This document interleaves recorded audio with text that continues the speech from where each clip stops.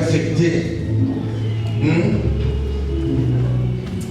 Pour qu'on puisse bien la traiter, il faut parfois passer des produits qui font très mal. Alléluia. Amen. Le Seigneur va te faire du bien ce matin. Amen. Il va te dire des choses que ta chair ne va pas accepter.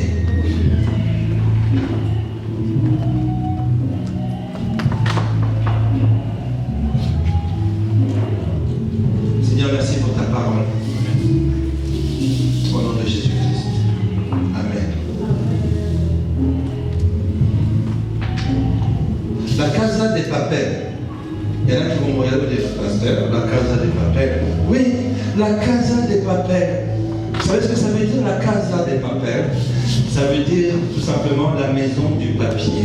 On connaît cette série, n'est-ce pas? Et nous les voyons tranquilles ensemble, en train de préparer leur cours. Alléluia. Et à un moment, ils disent ciao bella, ou bella ciao, qui veut dire bonjour. Bonjour ma belle, en parlant de la journée. La bella ciao est un chant révolutionnaire italien que le peuple avait pris pour s'insurger contre les troupes allemandes qui étaient en connexion avec l'armée italienne qui était dans le fascisme. Voilà. Donc c'était une révolution contre le mal. Vous remarquerez que dans la Casa de Papel, lorsqu'ils sont en train de chanter ce chant, Bella ciao, ils n'ont aucun masque. Alléluia.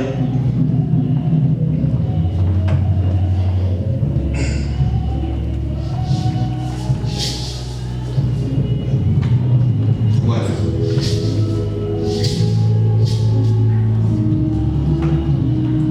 Le Seigneur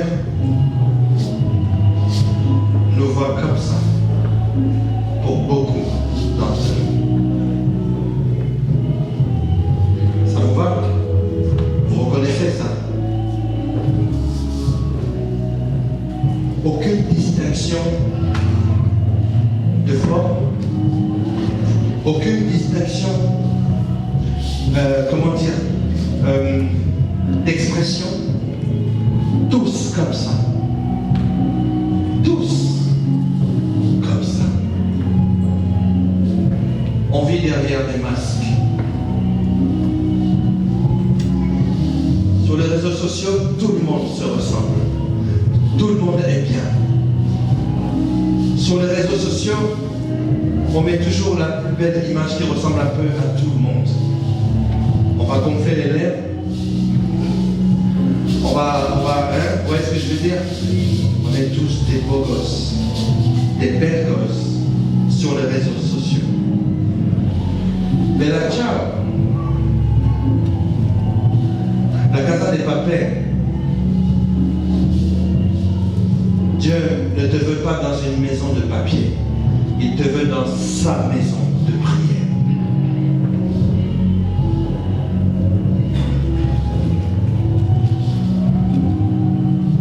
Le 21e siècle, c'est ça.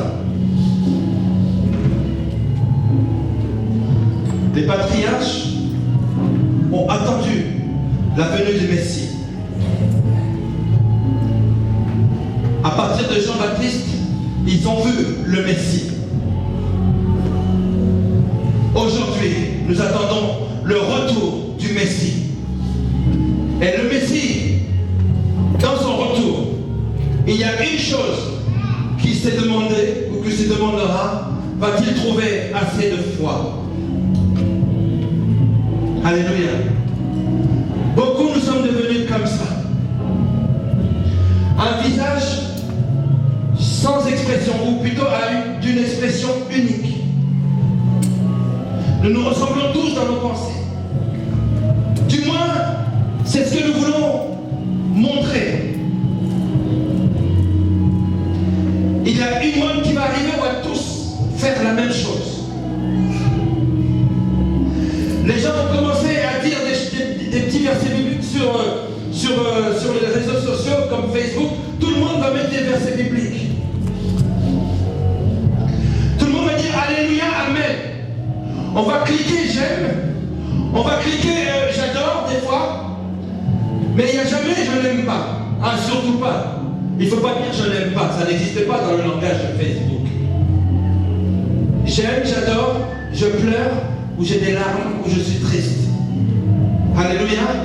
J'ai même un sourire. Alors, on nous donne des icônes qui sont tout faites, où il y a le sourire qui est là.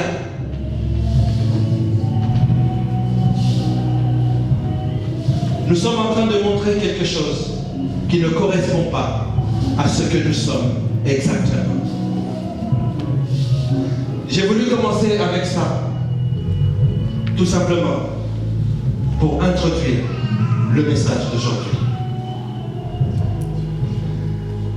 Si quelqu'un a du discernement, si tu arrives à discerner le message que Dieu est en train de nous donner ces jours-ci, tu vas comprendre ce que Dieu veut te dire. Le figuier, vous vous rappelez, il avait de belles feuilles. Le Seigneur se dit, je vais m'approcher. Il s'approche, il n'y a pas de fruits.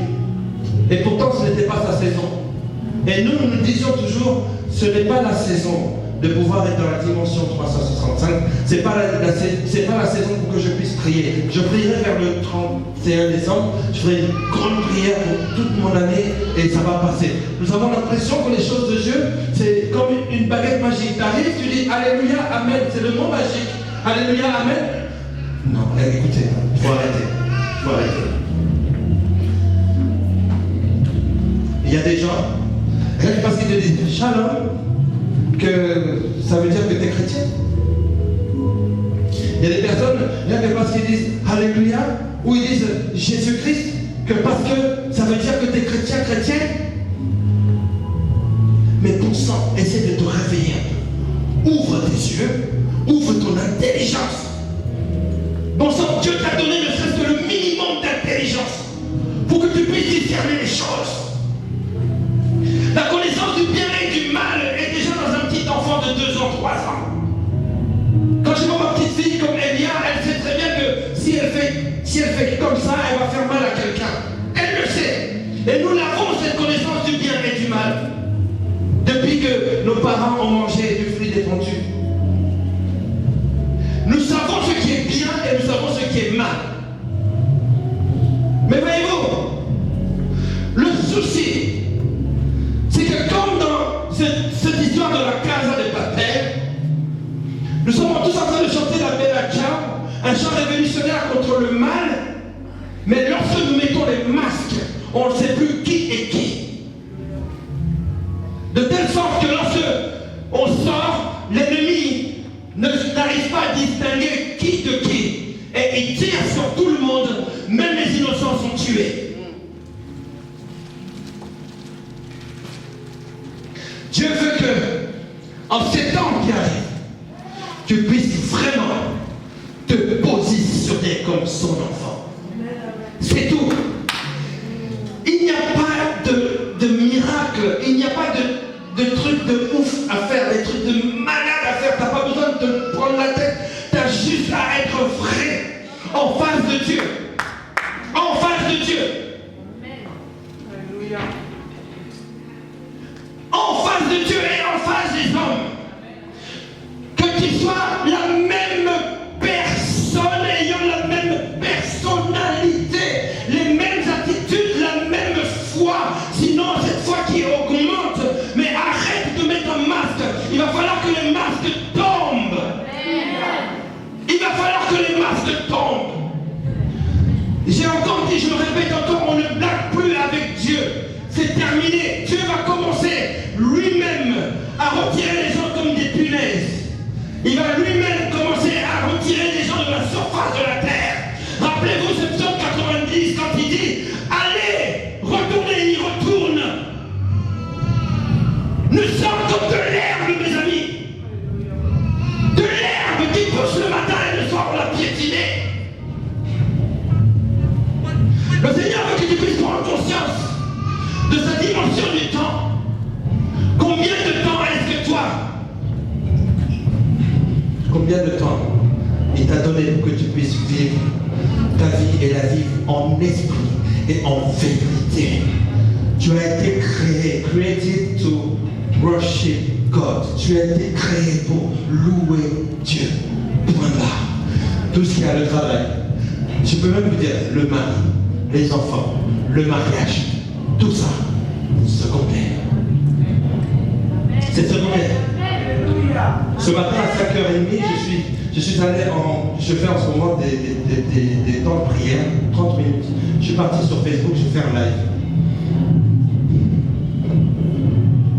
Et j'avais titré ce petit live, saisir l'éternité. Saisir l'éternité. Que quelqu'un dise avec moi, saisir l'éternité.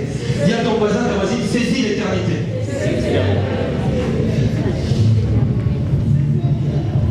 Avec Dieu, tu ne peux pas saisir l'éternité si tu as quelque chose dans tes mains. Il faut que tu sois dépouillé de tout. Que tu lâches tout. Que tu lâches tout. Dieu a donné une grande leçon à toute son église au travers de Job. Il lui a montré que ta femme peut même t'appeler à renier Dieu. Il lui a enlevé ses enfants. Il lui a enlevé sa santé. Il lui a tout enlevé. Il lui a tout enlevé. Et Dieu a donné une leçon au travers de cela. C'est ça que je veux dire à l'église aujourd'hui. Quelles que soient les choses que vous pouvez posséder sur cette terre, ce qui est important, c'est les choses qui sont éternelles. Ta vie est éternelle. Gagne ta vie en Christ. Basta. Basta. Quand bien même tu perdrais ta santé, quand bien même tu perdrais tes enfants, quand bien même tu perdrais, alléluia, Dieu a montré au travers de Job qu'il peut te restaurer et te restituer. Connecte-toi à l'essentiel. Église,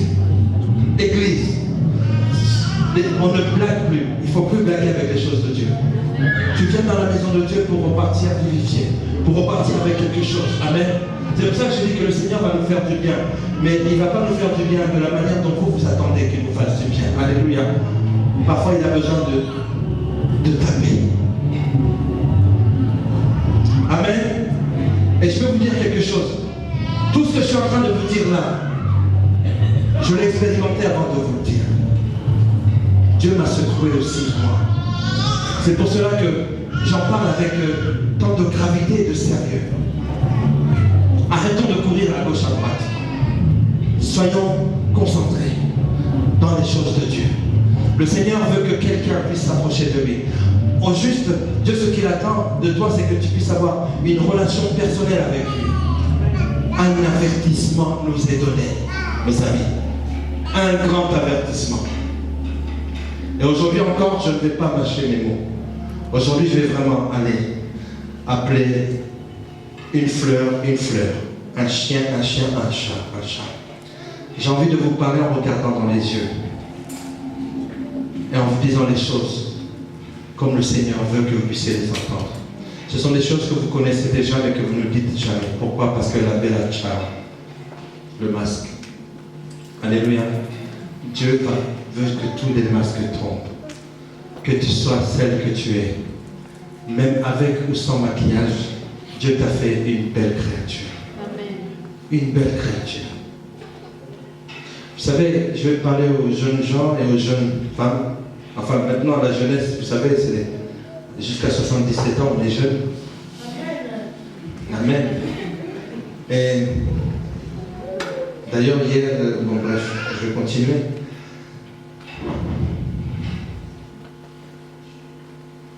Oui. La grâce est trompeuse. Nous pensons que nous sommes encore bien, je suis encore belle et j'ai tout devant moi. Je suis encore beau et j'ai tout devant moi. Les amis, il y a un endroit où le Seigneur t'attend. C'est lorsque tout le matériel sera insignifiant pour ta vie. Il y a un moment ou un autre que certains plaisirs, on n'y prend plus plaisir. Parce qu'on est déjà gavé de ces plaisirs. Et vous voyez, c'est des plaisirs, des délires, des trucs, des péchés, des ceci, des cela. Au bout d'un moment, on en est gavé. À ce moment-là, quand le plaisir de certaines choses sur cette terre ne sera plus manifeste dans ta chair, parce que ce sont les plaisirs de la chair en général, et bien à ce moment-là, si tu n'as pas Dieu, tu es mort. Tu es mort. C'est pour cela que vous avez des personnes qui se font une deuxième vie, une troisième vie. Vous avez une personne qui va dire, bon, j'avais une vie, j'étais ceci, cela, j'étais bien avec mes enfants, tout, et puis hop, du jour au lendemain, j'ai envie de changer de vie. Et je fais n'importe quoi. Dieu est contre ces choses-là. Dieu veut que tu puisses vivre bien, jusqu'à l'éternité. Alors, je vais te parler d'un avertissement. Tu vas être averti ce matin encore une fois. Et j'aime lorsque le Seigneur me fait dire ces choses-là. Nous allons parler de vierges. Plutôt de la parabole des 10 vierges. Ce sont des vierges. Alors nous allons aller dans la parole de Dieu, s'il vous plaît.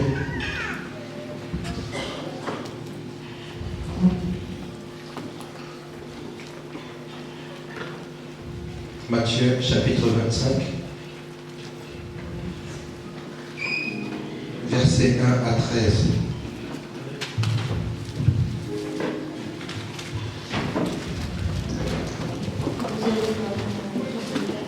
Nous pour la première lecture. Lis la parole de Dieu. Alors le royaume des cieux ressemblera à 10 jeunes filles qui ont pris leur lampe pour aller à la rencontre du mari. 5 d'entre elles étaient folles et 5 étaient sages. Celles qui étaient folles ne prirent pas d'huile avec elles en emportant leur lampe, tandis que les sages prirent avec leur lampe de l'huile dans des vases. Comme le marié tardait, toutes s'assoupirent et s'endormirent. Au milieu de la nuit, on cria « Voici le marié, alla à sa rencontre. » Alors toutes ces jeunes filles se réveillèrent et préparèrent leurs lampes. Les folles dirent aux sages « Donnez-nous de votre huile car nos lampes s'éteignent. » Les sages répondirent « Non, il n'y en aura pas assez pour nous et pour vous. Allez plutôt chez ceux qui en vendent et ajoutez-en pour vous. » Pendant qu'elles allaient en acheter, le marié arriva. Celles qui étaient prêtes entrèrent avec lui dans la salle des noces et la porte fut fermée. Plus tard, les autres jeunes filles vinrent et dirent « Seigneur, Seigneur, ouvre-nous. » Mais il répondit « Je vous le dis en vérité, je ne vous connais pas. Restez donc vigilants, puisque vous ne savez ni le jour ni l'heure où le Fils de l'homme viendra. » Parole de Dieu. Amen. Merci Seigneur. Merci beaucoup pour cette lecture. Je vais essayer d'être court, vu le temps qui me reste, mais aller à l'essentiel. Amen. Seigneur, donne-moi la force de passer le message que tu veux pour nous. Au nom de Jésus. Amen. Ok. On nous parle de mariage. On nous parle de mariage. Je me rends compte et nous nous rendons compte tous aujourd'hui que le mariage est quelque chose de très important. Regardez les mariages aujourd'hui, moi je me rappelle il y a 25 ans et demi, il y a 25 ans à peu près, oui il y a 25 ans, plus de 25 ans, lorsque j'ai épousé, je ne vais pas la redéfinir, mon épouse, qui est le comble de l'amour, poussé au paroxysme de l'intemporel. Je l'ai dit. Amen. Il y a 25 ans, lorsque nous nous sommes mariés, il y avait la joie. Il y avait la joie. Mais c'était tellement plus simple que ce que je vois aujourd'hui. Aujourd'hui, si on pouvait, je vous dis, si on pouvait faire décoller une fusée ou faire descendre la lune, je pense qu'il y en a beaucoup qui le feraient. En fait, c'est les mariages de plus en plus. Vous voyez ce que je veux dire? Ah, c'était lourd, lourd. Donc c'est big.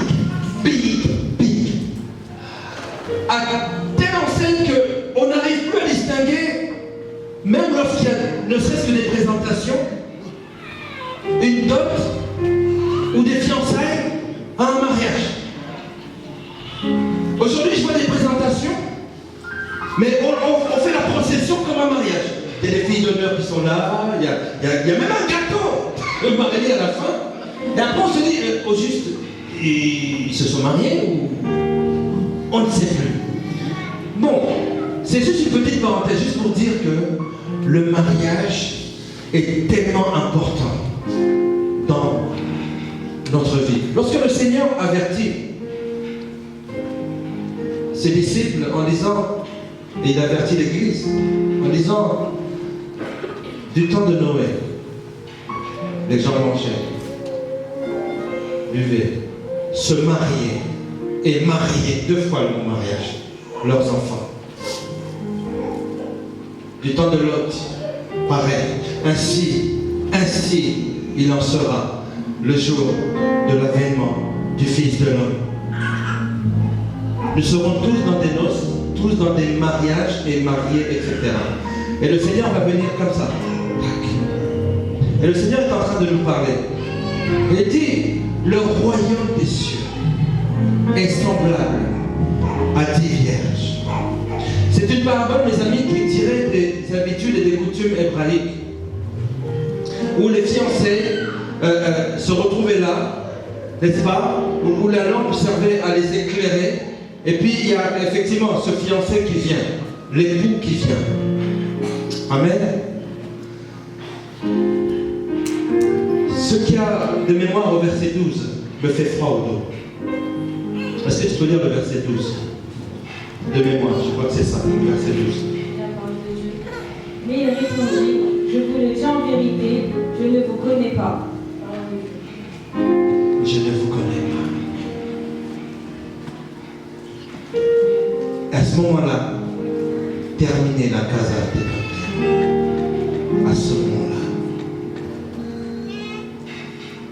Je ne vous connais pas, je ne vous ai jamais connu. C'est la réponse que je n'aimerais pas que Dieu me dise. Et c'est la réponse que je n'aimerais pas que Dieu te dise un jour. Je ne t'ai jamais connu. Mais Seigneur, j'allais à l'église, un jour même le pasteur Audin, il nous en parlait, il a dit un truc sur la casa de Papel, j'ai bien aimé tout. Je ne t'ai jamais connu. Je ne t'ai jamais connu.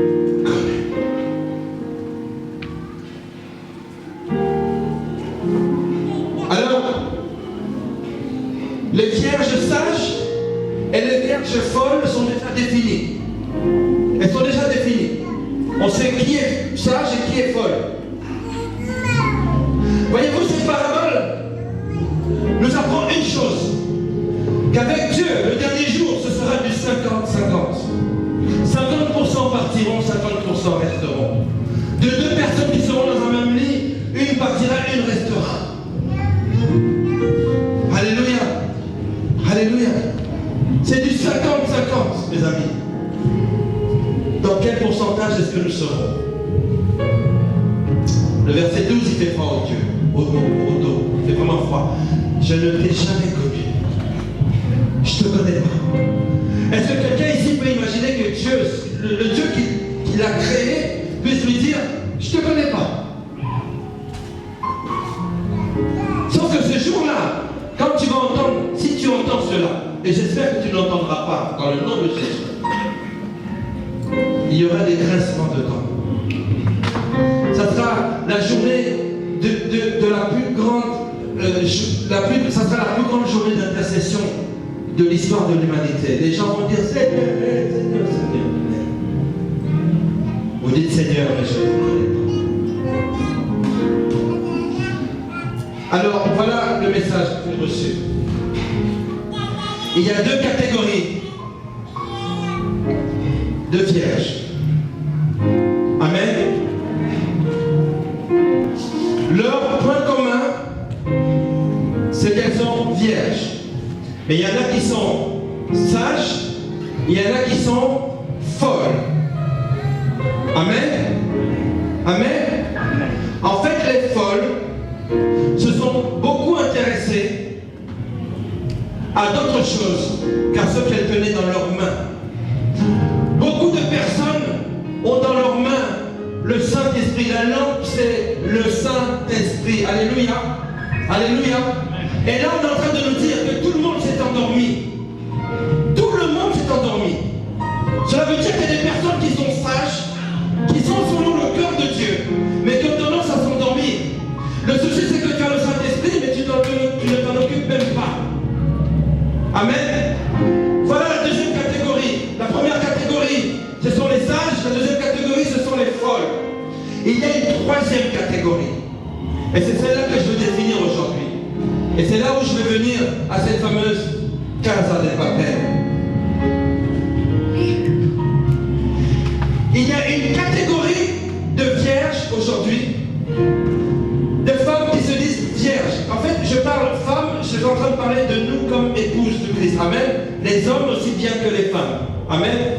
Il y a une catégorie de personnes qui ne sont pas du tout vierges, mais qui se disent vierges. Est-ce que vous comprenez? Qui ne sont pas du tout du Seigneur, qui ne sont pas du tout du Christ, mais qui se disent je suis de Christ. C'est pour ça que je dis à quelqu'un, je suis en train de t'avertir, c'est pas parce que tu as chanté deux chants ici, c'est pas parce que tu as joué ou que tu es venu prêcher une fois ici, que le Seigneur t'approuve. Celui qui t'approuve, ça va être lui-même. Alléluia. Ce n'est pas parce que tu dis shalom que tu es de Dieu. Tu es de Dieu. Que si Dieu te convainc dans ton cœur, maintenant pendant que je te parle, que tu es de Dieu. Il y a une catégorie de personnes. Alors, le seul dénominateur commun, la seule chose en commun qu'elles ont avec les vierges sages et les vierges folles, c'est qu'elles sont humaines. C'est tout. Elles sont une créature de Dieu, c'est tout. Et la mission de ce genre de personnage est de faire croire aux sages qu'elles sont folles et de faire croire aux folles qu'elles sont sages. C'est l'esprit d'aujourd'hui. Beaucoup de personnes vont dire oui, mais moi, tu sais, oui, pasteur, c'est bien, mais je pense que cette sœur-là, elle n'est pas encore enseignée. Alléluia. Là, il y a un esprit qui est en train de te faire quelque chose. Il y a cette troisième catégorie. Je ne sais pas si on peut les appeler les vierges sages ou les vierges folles. Je ne sais pas comment, je ne sais même pas comment les définir. Mais elles ont tendance à faire croire aux sages qu'elles sont folles et aux folles qu'elles sont sages. Je veux te dire à toi, enfant de Dieu, non, tu n'es pas fou. Lorsque tu te réveilles tôt le matin, lorsque tu prends ta douche, tu te prépares pour venir prier dans la maison de Dieu.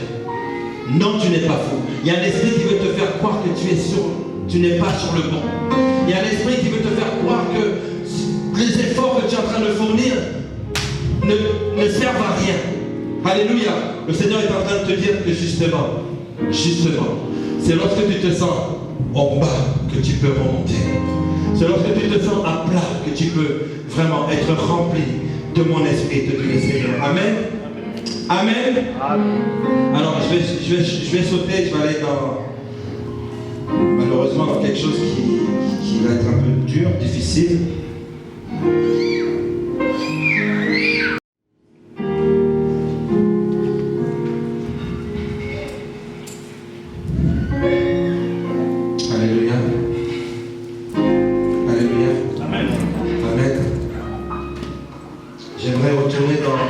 Matthieu chapitre 5, verset 30.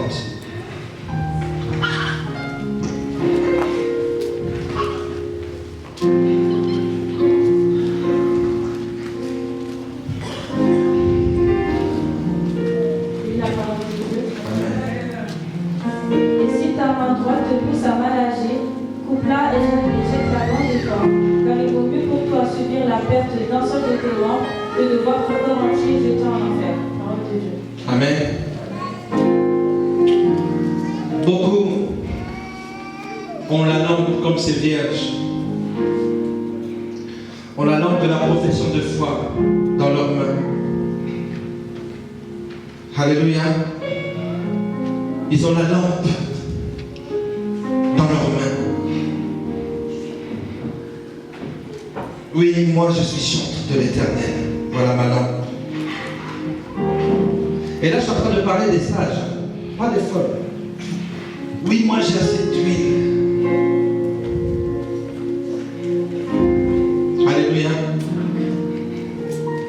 le souci. Et c'est ce que le Seigneur est en train de te dire. Tu vois la lampe de la profession de foi, la lampe qui te montre que tu appartiens au Seigneur, ne doit plus rester dans tes mains, elle doit passer dans ton cœur. Il faut qu'elle passe dans ton cœur. Beaucoup de personnes ne sont pas brisées parce que la lampe est dans la main. La lampe est dans la main. La lampe est dans la main. Oui, oui, je sais faire ceci. Oui, je fais. On dirait que c'est la flamme des Jeux Olympiques. On veut montrer qu'on sait. On veut montrer qu'on sait faire, qu'on sait ceci, cela. Ça va amener quoi? Ça va amener un petit peu cet orgueil. Je parlais avec mon épouse ce matin. Je pense que, de toute façon, on parle tout le temps. Mais je pense que c'était hier. Hier, on parlait de cela. Et je lui ai dit, chérie, lorsque nous voulions avoir des enfants, parce que c'était ça notre combat. Je donne cet exemple parce que c'est notre combat. Et ça a été notre victoire. Pendant 5 ans, les gens nous regardaient, les gens riaient. Il y a des hommes qui venaient me voir. Frère Baudin, si tu ne sais pas comment faire, je vais te montrer. Ça fait mal. Il y a des personnes qui sont méchantes, qui nous ont fait du mal par rapport à cela. C'était ça notre combat. Mais nous n'avions personne pour nous suivre, personne pour nous conseiller. Alléluia. Alléluia. Amen. Et aujourd'hui, on veut tous être tout le temps suivis, tout le temps être conseillés. Ce n'est pas mauvais, mais ce n'est pas ça qui doit être la base de ta foi. Ce n'est pas ça qui doit être la base de ta foi. Ce n'est pas ça qui doit être la base de ta foi. C'est d'abord toi, seul, avec ton Dieu. Sinon, on n'aurait pas eu, je ne sais pas, je pense qu'on n'aurait pas eu. Enfin, si on attendait qu'il y ait des personnes qui nous suivent, on a demandé à des gens de nous suivre, ils ne nous ont pas suivis, ils ne nous ont pas suivis. On n'a pas eu un suivi spirituel comme on le fait aujourd'hui. On n'a pas eu. Mais Dieu nous a répondu. Et Dieu est en train de nous dire ici, mes amis, c'est d'abord toi et Dieu. C'est d'abord toi et Dieu. L'homme va te décevoir, ton pasteur te décevra. Tes parents te décevront. C'est d'abord toi et Dieu. Ton combat, c'est toi qui le mènes. Ce ne sont pas les autres qui vont le mener à ta place. Parce que la victoire est pas pour toi et pas pour les autres. Amen. Alors laisse-toi. Arrête de porter cette lampe à la main, mets-la dans ton cœur maintenant. Il est temps que tu puisses te réveiller. Est-ce que tu peux me remettre le verset? Si ta main droite est pour toi une occasion de chute, tu dois la couper. Tu dois la couper.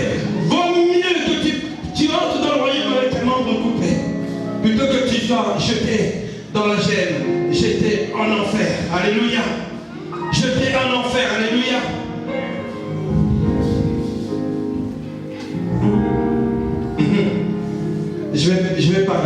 Je vais parler à ceux qui nous touchent le plus. Oui, ce sont nos sentiments. On veut être aimé. On veut que quelqu'un nous aime. Alléluia. Et lorsqu'on voit un beau jeune homme, on fait tout pour mettre la main dessus. Lorsqu'on voit une belle jeune fille, on fait tout pour lui mettre la main dessus. Ok. Alors, je vais donner un conseil. Je vais donner un conseil ce matin. Je vais dire un mot que je n'aime pas dire, c'est le mot copain. Vous savez, copain, copine. Je veux que ça soit clair. Dans le Seigneur, il n'y a pas de copain, copine. Dans le Seigneur, il y a des fiancés et des mariés, c'est tout. Est-ce que quelqu'un peut dire amen à cela? Écoute-moi bien. Je parlais avec une de mes filles et je lui ai dit ceci. Et ça m'est revenu. Si ton ami, bon, je vais dire même copain, si ton copain t'empêche de servir ton Dieu, coupe-le.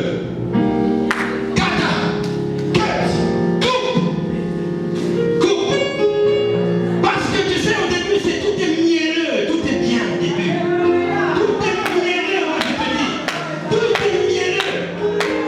Hein? Tu crois que c'est une abeille? Hein? Ça sent c'est une abeille, mais ça sent autre chose. Hein? Ça sent le caca. Tout est mielleux au début. Je vous le dis, mes amis, tout est mielleux. Bien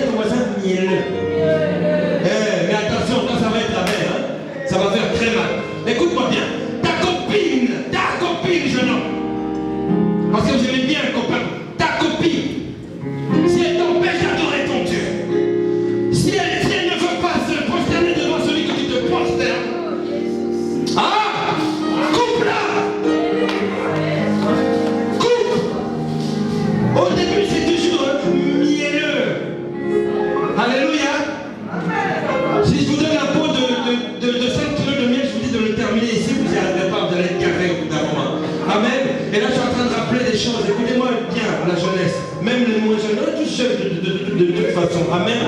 Je vais vous dire quelque chose. Je vais vous dire que mon père m'a dit une chose. Il m'a dit, mon fils, tu sais, l'amour, c'est comme de l'eau.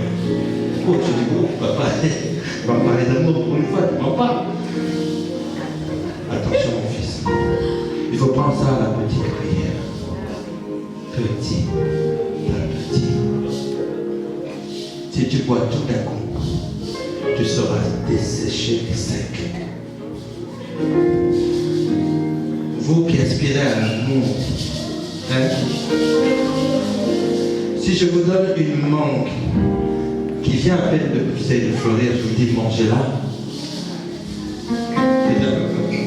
Elle n'est pas encore mûre. Amen. Mais pourquoi lorsque vous voyez une personne devant vous, vous savez que vous n'êtes pas encore dans le mariage, il veut vous faire manger un fruit qui n'est pas encore mûr et vous allez croquer? Trop tard. Trop tard. Alléluia. Trop tard.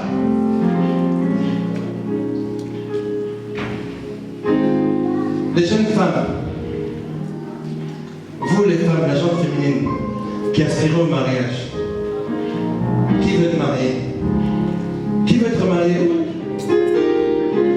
Ah, vous voulez pas?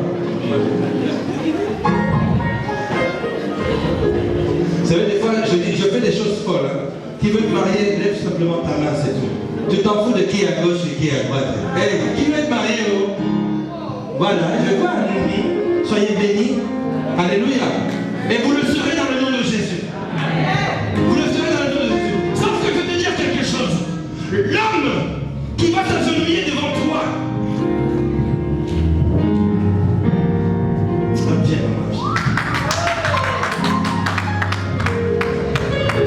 L'homme qui va s'agenouiller devant toi pour pouvoir te passer cet anneau, d'être capable de s'agenouiller devant le Dieu que tu pries. S'il ne le fait pas, un jour, je ne vais pas le faire là, il va te mettre comme ça et c'est lui qui va t'écraser la tête. Les femmes, je suis en train de vous prévenir. Amen. Je vous le dis. Il y a des situations dont vous n'avez pas idée. Au début, c'est mielleux. C'est mielleux au début. Ne regardez pas à sa carrure de beau gosse. Ne regardez pas à son charisme, ma chérie. Ne regardez pas à... Est-ce que cet homme est capable de m'aimer jusqu'à la fin de mes jours? Est-ce que cet homme me permettra de pouvoir aller louer mon Dieu et l'adorer? Est-ce que cet homme va me permettre de pouvoir aller servir mon Dieu? Si cet homme-là craint mon Dieu, s'il ne craint pas Dieu, il ne craindra pas de te faire du mal. Les hommes aussi, les jeunes gens, vous êtes là, les jeunes gens, qui veut se marier? Levez la main. Ah, mais attendez, il faut que je monte. Levez la main, si tu veux, qui veut se marier? Là-bas, je vois les gars. Tu veux lève la main toi aussi. Ah, c'est bon. Bon, vous savez, ce qui est bien à ma place, c'est que j'ai vu celles qui veulent se marier et ceux qui veulent se marier. Non, je rigole. On va laisser Dieu faire les choses. Amen. Garçon, écoute-moi bien ce que je te dis. L'enseignement que je suis en train de te donner, c'est un enseignement qui va sauver ta vie. Ne précipite pas les choses avec les femmes. Ne précipite pas les choses avec les femmes. Attends d'être dans le Seigneur pour pouvoir faire les choses. Alléluia. Et si tu n'y arrives pas, viens voir ton pasteur. On va prier ensemble, on va essayer de t'aider. Tu sais, lorsque tu vas succomber dans ce péché-là, avant ton mariage, tu vas ouvrir des portes qui donnent des relations avec le monde des ténèbres. En fait, même si tu épouses la femme avec qui tu fais ces choses-là, en fait, tu es en adultère contre ton propre mariage avec elle. Et au moment où vous vous rencontrez pour faire certaines choses, il faut savoir que vous le faites avec un esprit et pas avec une personne. Et lorsque tu vas être dans ton mariage, cet esprit va venir réclamer son mari, va venir te réclamer ou réclamer sa femme. Ce week-end, nous avons prié, nous étions quelque part avec mon épouse, et je vais terminer, nous étions quelque part avec mon épouse, nous avons prié pour une jeune femme, je vous le dis. de jouer avec vos vies. Il y a des personnes qui n'arrivent pas à fermer les yeux. Quand j'ai pleuré dans mon intérieur quand j'ai vu cette jeune personne, tout simplement parce qu'elle est tombée. Et tout simplement parce qu'en étant tombée, elle a ouvert des portes. Son esprit est oppressé continuellement. Je n'ai pas sommeil. Je n'arrive pas à dormir. Tout ça pour quelques instants mielleux, de miel. Ne perds pas ta vie à cause d'un petit plaisir. Alléluia. Alléluia. Amen.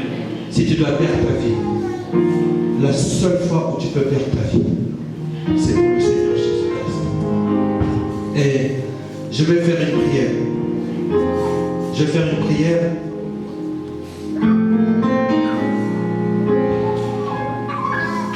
Je vais faire une prière. Je vais demander à personne de venir devant. Les personnes pour qui je vais prier se lèveront simplement à leur place, c'est tout. Je plains vraiment votre génération, les jeunes d'aujourd'hui, je vous plains. Ce n'est pas facile. Vous êtes dans une période où il y a toutes sortes de sollicitations, de la chair, il y a toutes sortes de choses. Je vous plains, mais je préfère vous tirer les oreilles maintenant. Parce que si vous ne vous gardez pas, c'est terminé. C'est terminé. Regardez le nombre d'avortements qui sont faits. Vous êtes au courant. Peut-être il y a peut-être un jeune homme qui est ici, qui a déjà avorté un enfant avec sa copine. Il y a peut-être une jeune fille ici qui a déjà avorté un enfant avec son copain. Je ne dis pas ces choses-là pour te pointer du doigt. Mais je te dis simplement qu'il faut demander à Dieu pardon. Si tu l'as déjà fait, personne ne peut venir te rappeler ces choses-là. Si Dieu t'a pardonné, qui va te condamner?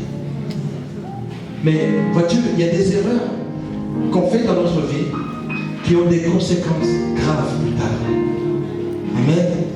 Et il y a des... pourquoi on dit si ton bras, si ta bouche même, si ta bouche t'amène à pécher, coupe-la. Coupe ta bouche. Coupe ta bouche. Coupe ta bouche. Écoute, je prends mon temps là, ici. Et si je prends ce temps-là, c'est parce que je sais que le Seigneur veut faire quelque chose dans ta vie. Tu dois t'examiner. Tu dois être ferme dans tes sentiments. Dès qu'il y a ton cœur commence à faire non. Tu dois te maîtriser. Absolument te maîtriser. Il y a des choses, je te dis, que si tu les fais, ça va être grave. Ça marche avec les autres, mais avec toi, ça ne marchera pas. Ça ne marchera pas avec toi. Alléluia.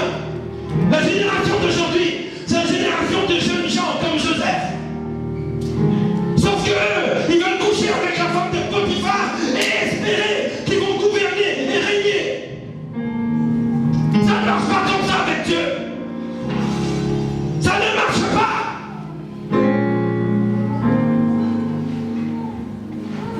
De me dire que je peux aller tricoter encore et je sais que Dieu financièrement, il va me... Ça ne marche pas, mes amis. Ça ne marche pas. Si ça marche avec les autres, parce qu'ils ont fait d'autres choses que dont vous n'avez pas idée. Avec toi, c'est trop tard. Parce que tu as connu le nom du Seigneur Jésus-Christ. Alléluia. Si Joseph avait couché avec la femme de Potiphar, je peux te dire qu'on n'aurait même pas plus entendu parler de lui.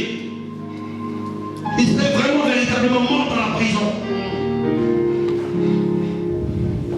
Non, je dois continuer à parler. S'il vous plaît, il faut enlever les masques. Il faut enlever les masques. Il faut arrêter. J'ai ressens comme une colère spirituelle. Il faut arrêter, il faut être vrai avec le Seigneur. Il faut être vrai avec le Seigneur.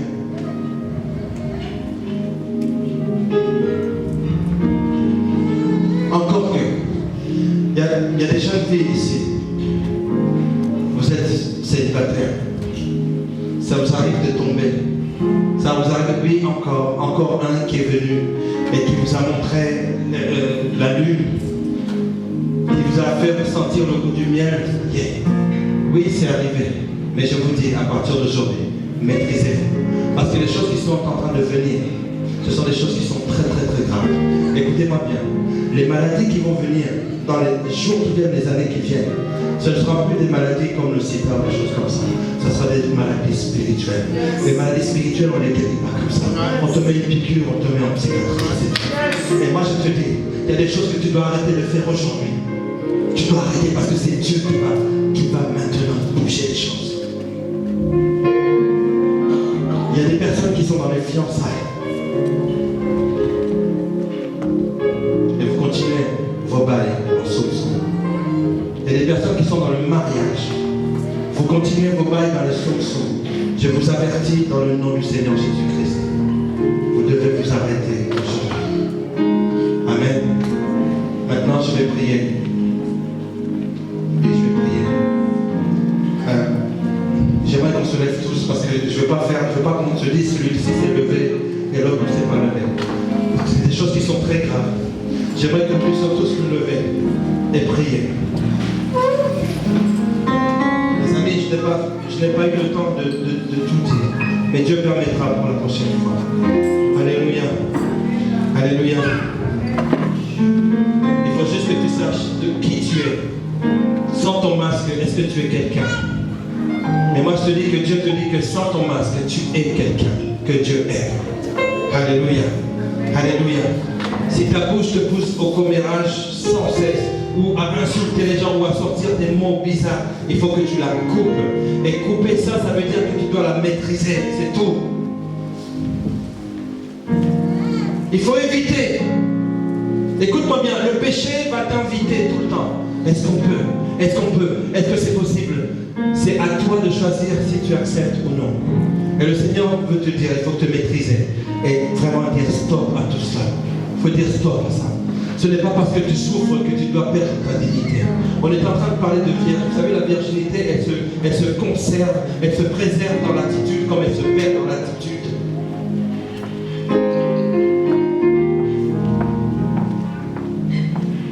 J'aimerais vraiment que tu puisses passer peut-être une trentaine de secondes.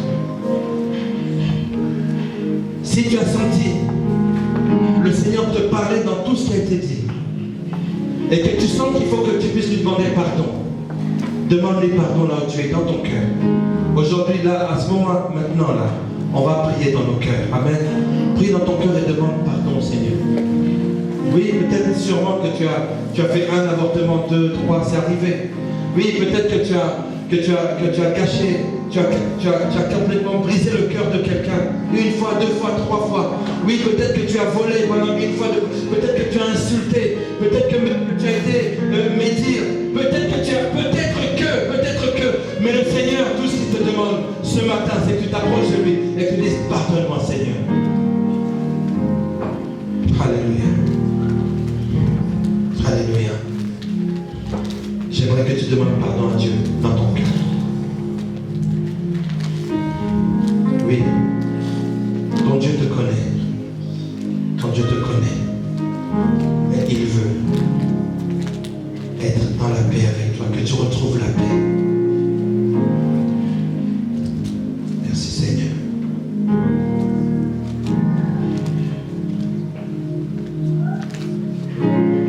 Oui Seigneur, je te remets ton peuple. Je te remets chacun de tes enfants ici présents. Oui, Père éternel, c'est toi qui nous as créés. Lorsque tu as créé Adam et Ève, tu nous avais tous créés. Tu nous as donné la vie. Et tu as donné ta vie pour que notre vie soit abondante spirituellement. Et tout le reste, après, Seigneur. Mais tu nous parles aujourd'hui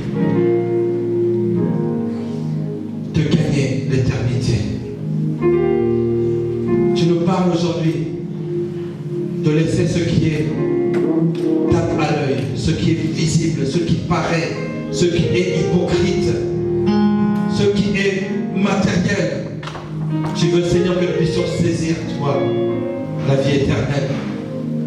Oui, Seigneur, c'est ainsi que nous voyons toutes ces choses comme de la boue, parce que nous sommes acquis en toi.